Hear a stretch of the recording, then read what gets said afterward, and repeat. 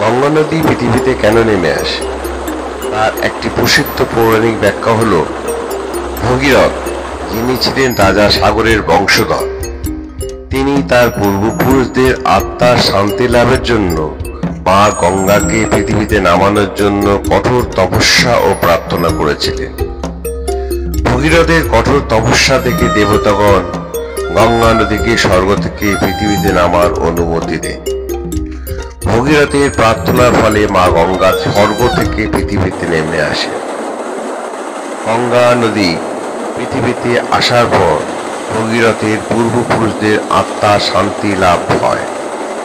গঙ্গা নদীর পবিত্র জল তাদের ছাইকে স্পর্শ করে এবং তারা মোক্ষ লাভ করে। গঙ্গা নদীকে ভাগীরথী নামেও ডাকা হয়, কারণ ভগীরথের কঠোর তপস্যার ফলস্বরূপ মা গঙ্গা পৃথিবীতে নেমে আসে। গঙ্গা স্বর্গ থেকে পৃথিবীতে অবতরণ করেন পাপ মোচনের উদ্দেশ্যে। প্রথমে তার প্রবাহ এতটাই বিশাল ও প্রবল ছিল যে পৃথিবী ধ্বংস হয়ে যেতে পারে। তাই দেবতারা ভগবান শিবের শরণাপন্ন হলেন।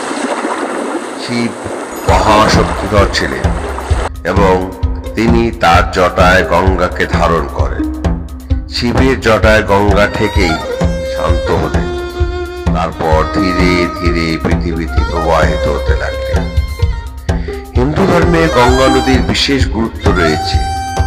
এটি কেবল একটি নদী নয়, দেবী হিসেবেও পূজিত হন। আর হিন্দু ধর্মের অনুসারীরা বিশ্বাস করেন যে পবিত্র গঙ্গায় স্নান করলে সমস্ত পাপ ধুয়ে যায়।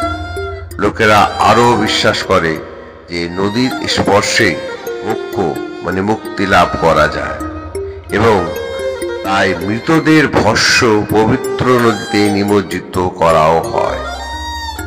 ভিডিওটি ভালো লাগলে সাবস্ক্রাইব ও লাইক করে দিন।